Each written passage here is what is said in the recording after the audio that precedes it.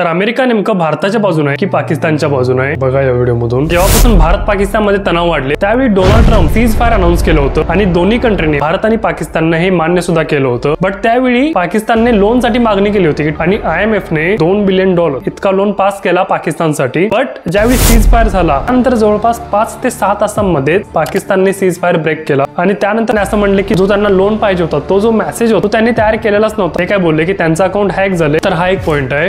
आणि गोष्ट आहे 2018 मध्ये ज्यावेळी भारताने S-400 डिफेन्स सिस्टीम रशियाकडून घेतली त्यावेळी अमेरिका भारताला विरोध करत होती। तर कारण बरेच लोक असं म्हणतात की जर आपल्याला माहित आहे की S-400 डिफेन्स सिस्टीमने बरेच पाकिस्तानचे ड्रोन वरच्यावर उडवले। ती डिफेन्स सिस्टीम इतकी पॉवरफुल आहे की कोणत्याही कंट्रीची जी बॉर्डर आहे प्रोटेक्टेड राहते त्या डिफेन्स सिस्टीम मुळे। तो त्यावेळी अमेरिका विरोध करत होती भारताने डिफेन्स सिस्टीम घेण्यासाठी। सो या गोष्टींवरून बऱ्याच लोकांना असं वाटत आहे की अमेरिका नेमकं भारताच्या बाजूने आहे की नाही। तर तुम्हाला काय वाटतं अमेरिका नेमकं भारताच्या बाजूने प्रत्यक्षपणे आहे की अप्रत्यक्षपणे आहे की फक्त नाम मात्र आहे? तुम्हाला काय वाटतं नक्की कमेंट करा।